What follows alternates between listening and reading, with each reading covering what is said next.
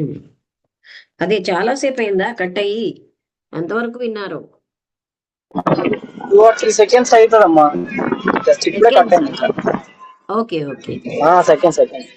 అయితే trying to change, మారాలనడంలో ఒక post పోన్మెంట్ లేదా అని ఆ క్లర్క్ అన్నారు. అంటే మారాలండన్లో పోస్ట్ పోన్మెంట్ ఉందంటారా? అది కూడా ఒక పోస్ట్ పోన్మెంటా అని అడిగారు. కాదా? మీరు అది నోటీస్ చేయలేదా నేను చెప్పింది? నేను మారాలి అని అంటున్నారే, అక్కడ మీకు మారాలని ఉద్దేశం లేదు. మీరు మారడమో మారకపోవడమో ఉంటుంది. ట్రయింగ్ టు చేంజ్ అన్నది అది చాలా తక్కువ ప్రాముఖ్యం ఉంది. అది మీరు ఆదర్శాన్ని, మారాలనే ఒక ప్రయత్నం, అలాగే రెండు వ్యతిరేక భాగాల మధ్య మనస్సులో ఉన్నదాన్ని కంపెల్ చేస్తున్నారు.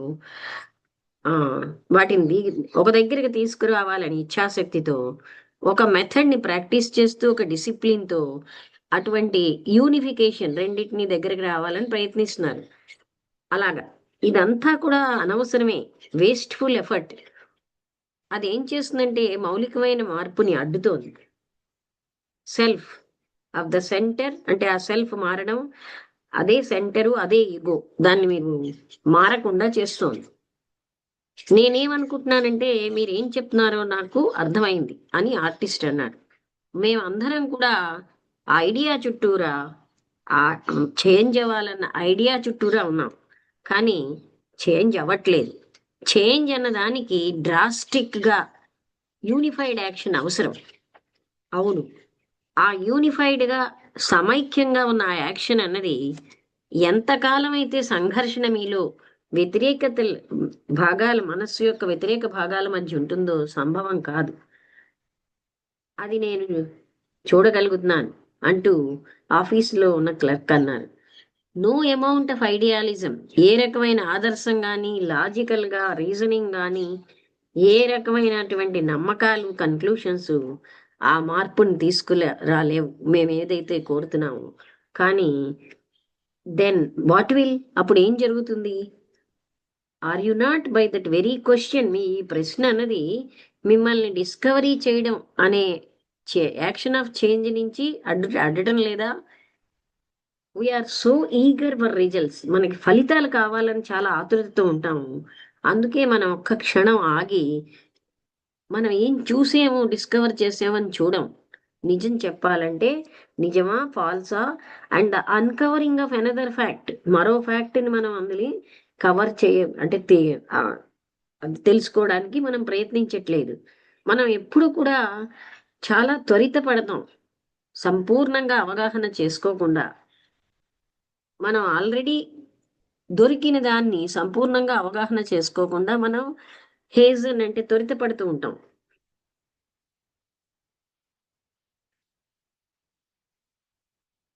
మేము ఆ రీజనింగ్ ని, లాజికల్ కన్క్లూషన్స్ ని, ఇవి వీ హ్యావ్ సీన్, మేము చూసాము, అవి ఏవి కూడా మార్పుని తీసుకురావలేవని.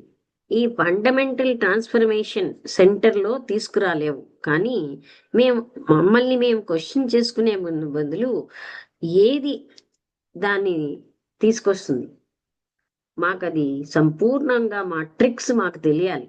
మైండ్ ఏంటంటే అది ఒప్పేసుకోవడానికి ఆ చేంజ్ అన్నది, అంటే itself that change is gradual, మార్పు నెమ్మదిగా అవుతుందని, and must be effected through the pursuit of ideals, ఆదర్శాలని వెనకాల పడడం వల్ల, మొదటి వాటి వల్ల వస్తుందని అనే వాటిని మేము ఏం చేయాలి? మేము మిమ్మల్ని ఏమైనా అడిగే ముందు మమ్మల్ని ఏది అలా చేస్తోంది, we must be fully aware of the tricks, మనస్సు ప్లే చేసే ట్రిక్స్ అన్ని మేము చూడాలి. Having seen the truth or the falseness, అక్కడున్న సత్యాన్ని గాని అసత్యాన్ని గాని ఆ మొత్తం ప్రాసెస్ లో ఉన్నవి చూసాక అప్పుడు మేమేమోని ప్రొసీడ్ అయి మమ్మల్ని మేము ప్రశ్నించుకోగలం. ఏ ఫ్యాక్టర్ అన్నది మౌలికమైన మార్పుకు అవసరము. ఇప్పుడు మిమ్మల్ని ఏది ముందుకు వెళ్ళేటట్టు చేస్తోంది? ఏ స్ట్రాంగ్ ఫీలింగ్ అయినా, తీవ్రమైనటువంటి కోపమైనా నన్ను పనిచేసేటట్టు చేస్తుంది. ఒకప్పుడు దాని తర్వాత నేను పశ్చాత్తాపడచ్చు, కానీ ఆ ఫీలింగ్ అన్నది యాక్షన్ గా అది ఎక్స్ప్లోడ్ అవుతుంది. అదే అవుతుంది. దట్ ఈస్ అంటే అర్థం ఏంటంటే మీ మొత్తం బీయింగ్ అంతా అందులోనే ఉంది. మీరేంటి మర్చిపోతున్నారు, లేకపోతే డేంజర్ అన్నది డిస్రిగార్డ్ డేంజర్ పట్టించుకోవట్లేదు. మీరు మీ భద్రతని పట్టించుకుంటున్నారు. ఈ వెరీ ఫీలింగ్ యాక్షన్ అయిపోయింది. మీ ఫీలింగ్ కి యాక్షన్ కి మధ్యలో గ్యాప్ లేదు. ఆ గ్యాప్ అన్నది మీ సోకాల్డ్ రీజనింగ్ ప్రాసెస్ సృష్టిస్తోంది. అది ప్రోస్ అండ్ ద కాన్స్ ని అది చుట్టూ వెయ్యి అంటే చూస్తోంది అన్ని దాని ఫలితాలు ఏంటి. వన్స్ కన్విక్షన్స్ మీ నమ్మకాల ప్రకారం, మీ ప్రెజుడిసుల ప్రకారం, మీ భయాల ప్రకారం అది ఏం జరుగుతుంది, దాని ప్రోస్ అండ్ కాన్స్ ఏంటని మీరు తూచుతున్నారు. అంటే మీరు దాన్ని లెక్క కడుతున్నారు. యాక్షన్ అనేది పొలిటికల్ గా అయిపోతుంది. అప్పుడు యాక్షన్ పొలిటికల్ గా ఉంటుంది. అది సహజత్వాన్ని కోల్పోతుంది. అది మానవత్వాన్ని కోల్పోతుంది. వ్యక్తులు ఎవరైతే పవర్ ని అన్వేషిస్తున్నారో వాళ్ళ కోసం కానీ, వాళ్ళ గ్రూప్ కోసం కానీ, వాళ్ళ దేశం కోసం కానీ ఈ రకంగానే యాక్ట్ చేస్తారు అలాంటి వాళ్ళు. అలాంటి యాక్షన్ అన్నది మనలో ఇంకా దుఃఖాన్ని, కన్ఫ్యూజన్ ని పెంచేస్తుంది. యాక్చువల్ గా అంటూ ఆ క్లర్క్ గారు చెప్తున్నారు, ఒక స్ట్రాంగ్ ఫీలింగ్ మౌలికమైన మార్పు కోసం అది సెల్ఫ్ ప్రొటెక్టివ్ రీజనింగ్ వల్ల పోతోంది. By thinking what would happen, అది ఏం జరుగుతుంది అటువంటి మార్పు వస్తే అనే దానివల్ల, మాలో ఏం జరుగుతుంది అనే దానివల్ల అది సంపూర్ణంగా పోతుంది. ఈ ఫీలింగ్ అన్నది hedged about by ideas. Ideas దాన్ని బయటకు తోసేస్తున్నాయి, పదాలు. There is a contradictory reaction. మాకందరికి వ్యతిరిక్తమైనటువంటి ఒక రియాక్షన్ ఉంది. బార్న్ ఆఫ్ ద డిజైర్, కోరికలోంచి అది మొదలవుతుంది. దాన్ని మేము డిస్టర్బ్ అవ్వకూడదని. If that is the case, ఒకవేళ అదే విషయం అయితే అప్పుడు మేము మీ పాత పద్ధతిలోనే continue in your old way మేము కంటిన్యూ చేస్తాం. Don't deceive yourself by following the ideal. Ideal ని ఫాలో అయ్యి by saying that you are trying to change, మీరు మారాలనుకుని ప్రయత్నిస్తున్నామని చెప్తూ మిమ్మల్ని మీరు మోసం చేసుకోకండి. అలాంటివన్నీ చెప్తూ be simple with the fact. Simple గా ఉండండి సత్యంతో, యథార్థంతో. అదేంటంటే మీరు మారాలని లేదు మీకని.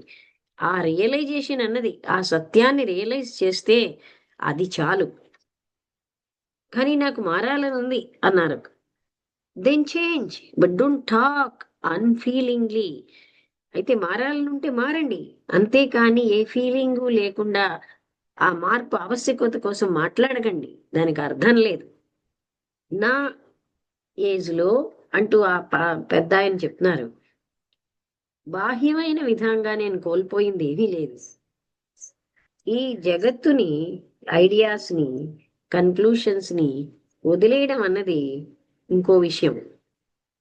ఇప్పుడు నేనేం చూస్తున్నానంటే అట్లీస్ట్ వన్ థింగ్ చూస్తున్నాను. అక్కడ there can be no fundamental change without an awakening of the feeling for it. అంటే మాకు ఎరుకతో ఉన్న ఫీలింగ్ అన్నది లేకపోతే మౌలికమైన మార్పు రాదు. రీజనింగ్ అన్నది అవసరమే, కానీ అది యాక్షన్ యొక్క పరికరం కాదు. తెలుసుకోవడం అన్నది యాక్ట్ చేయడానికి అవసరమే లేదు. కానీ యాక్షన్ ఆఫ్ ఫీలింగ్ అన్నది యాక్షన్ ఆఫ్ నోయింగ్ కూడా, ఈ రెండు కూడా సెపరేటే. అవి రెండు సెపరేట్ ఏంటంటే ఎప్పుడైతే రీజను, నాలెడ్జ్, ముగింపులు, నమ్మకాలు అవి మనల్ని యాక్షన్కి ప్రేరణ చేస్తాయో, action of knowing, action of feeling అన్నది ముఖ్యం అవుతాయి. I'm beginning to see this very clearly. ఇప్పుడు నేను బాగా క్లియర్గా చూస్తున్నానండి. నా నాలెడ్జ్ ఈ ఎన్నో మతపరమైన పుస్తకాల పట్ల అదే బేసిస్ నా యాక్షన్కి. ఇది ఆల్రెడీ దాని యొక్క గ్రిప్ని మనస్సు మీద కోల్పోతోంది. యాక్షన్ అనేది అథారిటీ మీద బేస్ అయినది అనేది యాక్షనే కాదు, అది కేవలంగా అనుకరణ, రిపిటేషనే. మాలో చాలా మంది దాంతో పట్టుకోబడుతున్నారు, ఆ విధానంతో. But one can break away from it. దాంట్లోంచి ఏ విధంగా పైకి రావాలి? I have understood. నాకేమర్థమైందంటే a great deal of this evening, ఈ సాయంత్రం నేను చాలా అవగాహన చేసుకున్నాను. సో హ్యావ్ ఐ అని ఆర్టిస్ట్ అని నేను అలా అవగాహన చేసుకున్నారు. నాకు ఈ డిస్కషన్ అన్నది చాలా ప్రేరణగా అనిపిస్తోంది. నేను ఈ ప్రేరణ అన్నది will admit of any reaction, A reaction ని అది అడ్మిట్ చెయ్యదనిపిస్తోంది. నేను ఒకదాన్ని ఏదో చూసాను చాలా క్లియర్ గా, చూసి I'm going to pursue it, అది కావాలని వెనకబడుతున్నాను, not knowing where it will lead, అది ఎక్కడికి మమ్మల్ని తీసుకుంటుందో తెలియదు కానీ I'm going to pursue it, అంటే నేను పర్స్యూ చేయదలుచుకున్నాను. నేను కూడా అలాగే ఉన్నాను అని అతను చెప్తున్నాడు. ఆర్టిస్ట్ ఏంటంటే ఈ డిస్కషన్ నాకు చాలా ప్రేరణ ఇస్తోంది. నేనేమనుకుంటున్నానంటే ఈ ప్రేరణ అన్నది అడ్మిట్ ఆఫ్ ఎనీ రియాక్షన్, అంటే మీరు అడ్మిట్, ఏ రియాక్షన్ అయినా అది ఒప్పుకుంటుంది. నేను వెరీ క్లియర్ గా చూస్తున్నది I'm going to pursue it, అది నేను వెతుకుతున్నాను. Not knowing where it will lead, అది ఎక్కడికి నన్ను తీసుకెళ్తుందో తెలియకుండా. నా జీవితం అన్నది చాలా గౌరవప్రదంగా జరిగిందని, మర్చెంట్ అని ఎంతో రెస్పెక్టబిలిటీతో, అది మార్పు చెందేది కాదు, స్పెషల్ గా ఫండమెంటల్ అంటే గా మార్పు చెందేది కాదు. మేము ఇన్నాళ్ళు ముఖ్యమైనవి ఎన్నో మాట్లాడుకున్న విధంగా నేను నిజాయితీతో, ఐడియలిస్టిక్ డిజైర్, ఐడియల్ తో కూడిన కోరిక మారుస్తుంది అనుకుంటున్నాను. అందుకని ఒక మోర్ జెన్యున్లీ రిలీజియస్ లైఫ్, నిజంగా మతపరమైన జీవితం జీవించాలంటే I now see that meditation upon life, జీవితం మీద ధ్యానం, వేస్ ఆఫ్ చేంజ్, మార్పుల యొక్క విధానాలు, అవి చాలా అవసరం అని నాకు అర్థమవుతోంది. May I add it another word, నేను ఒక్క వర్డ్ని యాడ్ చేయనా అంటూ ఆ పెద్ద ఆయన అడిగారు. Meditation is not upon life, జీవితం మీద కాదు మెడిటేట్ చేయాల్సింది, it is it self the way of life, అది జీవితం యొక్క మార్గం అన్నారు. అంటే meditation, may I add it another word, నేను చెప్పనా అంటూ అతను ఏమన్నా అంటే meditation is not upon life, జీవితం మీద కాదు మెడిటేషన్ చేయాల్సింది, మెడిటేషన్ అన్నది ఒక జీవితం యొక్క మార్గమే, మార్గం మీద మనం మెడిటేషన్ చేయక్కర్లేదు, అదే జీవన మార్గం అని అన్నారు. ఇక్కడితో ఈ చాప్టర్ అయిపోయింది. అవగాహన అయిందా ఎవరికైనా? వసంతలత చెప్తావా?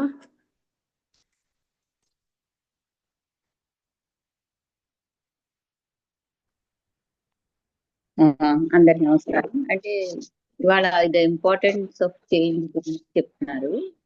అంటే వచ్చిన వాళ్ళు ఎవరో ముగ్గురు వచ్చారు, ఆర్టిస్ట్, ఇంకో ఆయన, క్లర్క్, వీళ్ళందరూను తన జీవితంతో ఏంటంటే అంటే అలాగా స్టీరియోటైప్ గా అలా బతికేస్తున్నారు మెకానికల్ గా. ఒక్కొక్కప్పుడు ఏంటంటే కొంత ఆర్టిస్ట్ చెప్తాడు, నాకు ఒక్కొక్క రకమైనటువంటి ఒకప్పుడు ఒక ఇన్స్పిరేషన్స్ వస్తాయి, ఆ తర్వాత దాంతో నేనేమో ఆర్ట్ చేస్తూ ఉంటాను, కానీ అది కూడా కొంచెం టైం ఉంటుంది, ఆ తర్వాత మళ్ళీ యథావిధంగా నాకు బోర్డమ్ అనేది వచ్చేస్తూ ఉంటుంది. అంటే ఏదో ఒకటి మార్పు కావాలి అన్న ఒక ఇది వాళ్ళకి, ఆ నీడ్ అనేది ఏంటంటే ఆ వచ్చిన ముగ్గురులోని ఉంది. వాళ్ళు they are not very happy and satisfied, fulfilment అదేం ఉన్నట్టుగా అనిపించదు, ఏదో ఉండాలి, ఏదో తక్కువైంది అనేటువంటి భావంతో వచ్చారు. వచ్చినప్పుడు అతను అడుగుతారు, కృష్ణమూర్తి గారు చెప్పేది ఏంటంటే ఏదో ఉండాలి అని మనం ప్రయత్నం చేస్తున్నంత కాలం మనం మారలేము, మార్పు అనేది ఏంటంటే అది చూడాలి, అవగాహన చేసుకుంటే వెంటనే వస్తుంది. స్లోగా నేను ఎవరినైనా అనుకరించడం, వాళ్ళ మాటలు వినడం, ఆ విధంగా రిపిటేషన్స్, వీటి ద్వారా నేనేమైనా మారతానేమో అని ప్రయత్నాలు చేయడం అనేది మార్పు తీసుకురాలేదు. అంటే కంప్లీట్ గా అది అక్కడ చెప్పారు. అంటే నీకు మారుద్దాం అన్నది కూడా ఒక కోరిక కూడా సర్ఫేస్ లెవెల్లో ఇంటెలెక్చువల్ గా ఉంటుంది. అంటే ఇది మార్పు అవసరమే అని అనిపిస్తుంది, కానీ కంప్లీట్ బీయింగ్ లో నీకు ఆ నెసెసిటీ కనిపించదు. ఆ మిగతా పార్ట్ ఆఫ్ ది మైండ్ ఏంటంటే దాన్ని తిరుగుబాటు చేస్తూ ఉంటుంది. ఆ అంటే సగంగానే మనం గుర్తిస్తూ ఉంటాము ఆ మార్పు తాలూకు అవసరం అన్ని. ఈ విధంగా ఎప్పుడు మైండ్ డివైడ్ అయిపోయి కొంత నీకు కావాలి, ఒక పార్ట్ కావాలి, మిగతా పార్ట్ అక్కర్లేదు అనేటువంటి సంఘర్షణలో ఉన్నప్పుడు ఆ మార్పు అనేది రాదు. అది కంప్లీట్ బీయింగ్ ఎప్పుడైతే హోల్ బీయింగ్ లో దాని తాలూకా ఆ నీడ్ చూసినప్పుడు మాత్రమే అది వెంటనే వస్తుంది. దానికి ప్రయత్నం చేయడం. ఆ తర్వాత ఐడియల్ గురించి కూడా చెప్పారు. ఇలా ఐడియల్ అన్నప్పుడు అది ఎప్పుడో పోస్ట్ పోన్మెంటే, అంటే తర్వాత ఎప్పుడో దాన్ని మనం సాధించవచ్చు అనేటువంటి ఒక పోస్ట్ పోన్మెంట్ యాటిట్యూడ్ వచ్చేస్తుంది. సో ఐడియల్ అనేది కూడా కరెక్ట్ అయిన విషయం ప్రయత్నించుతాను కాదు. అనడం కూడా పోస్ట్ పోన్మెంటే అన్నారు. ఐ విల్ ట్రై అన్నది ఐదర్ చెయ్యడము చెయ్యకపోవడము ఉంటుంది, కానీ నేను ప్రయత్నిస్తున్నాను అన్నది కేవలం పోస్ట్ పోన్మెంట్ అన్నారు. పోస్ట్పోన్మెంట్ అది సర్ఫేస్ లెవెల్ అండర్స్టాండింగ్ కానీ రియల్ అండర్స్టాండింగ్ కాదు. రియల్ అండర్స్టాండింగ్ వచ్చినప్పుడు మనిషి వెంటనే మారుతాడు. అది ఇవాళ అది రాంబుద్ధి గారు అర్థమైందా? మీరు వచ్చారు ఇవాళ, ఇన్నాళ్ళు రాలేదేంటి? అదే కొంచెం ఇది ఉండేది మేడం. ఉమ్. ఆ, అదే మేడం అర్థమైంది. అంటే అంటే ఇప్పుడు ఈ ఆధ్యాత్మికము అనే విషయం మీద ప్రతి ఒక్కరూ ప్రయత్నం అంటే ఇప్పుడు సాధన అని ఇంకా ఎన్నో పేర్లు పెట్టుకొని చేసేదంతా ప్రయత్నమే. ప్రయత్నం అనేది పరిపూర్ణం కాదు. ప్రయత్నం అనేది అసంపూర్ణము. అది ఊరికే ప్రయత్నం చెయ్యడం లేనే ఒక లేదు. ఏమంటున్నారంటే మారడమో మారకపోవడమో ఉంటుంది, కానీ ప్రయత్నం చేయడం అనేది పోస్ట్ పోన్మెంటే. నేను ప్రయత్నిస్తాను అనడం మౌలికమైన వినిపించడం మార్పు లేదు. అవసరమే.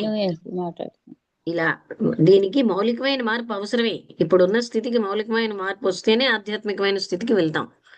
అది మొదలెట్టారు. ఒక ఏంటి వసంతలత ఏమన్నావు? ఓకే, ఆమెకి మేడం గారికి వినిపించలేదని అన్నారు మేడం ఇందాక. అవునా? ఓకే.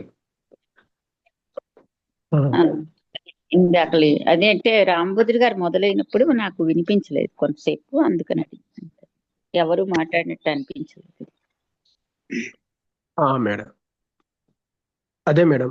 అంటే ఇప్పుడు ఏదైనా నేను ఒక టైం తీసుకొని చేసే ప్రతి క్రియ అది పోస్ట్ పోన్మెంటే. అంటే నేను ఈ ప్రయత్నం చేస్తున్నాను, అంతవరకే వెళ్తాను అనేదంతా ఒక ప్రక్రియ అంతే. అది చూడ్డానికో చూపించడానికో జరిగే ఒక పెద్ద ప్రక్రియ, అంతకంటే ఏం లేదన్నట్టు ఇక్కడ డిస్కస్ ద్వారా తెలుస్తున్నది. ఇక్కడ అది చేయట్లేదండి.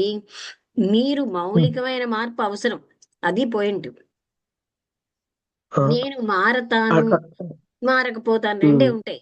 మారడానికి ప్రయత్నిస్తున్నానంటే అది కేవలం పోస్ట్ పోన్మెంట్. అక్కడ మారాలని ఇష్టం లేదన్నారు.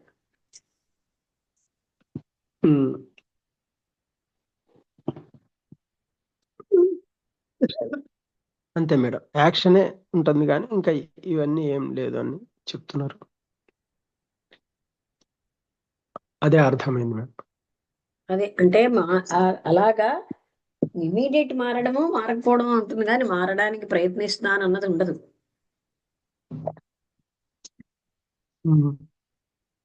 ఎందుకంటే మార్పు వస్తే గాని మన విధానంలో అసలైన స్పిరిచువాలిటీ అన్నది ఉండదు.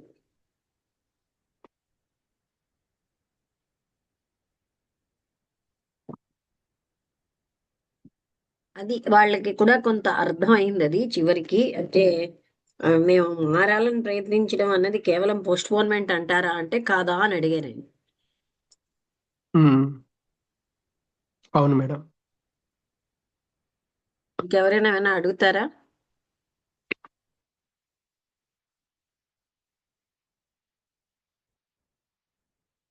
ఓకే, అయితే ఈశ్వర్ మీరు ఏమైనా మాట్లాడతారా?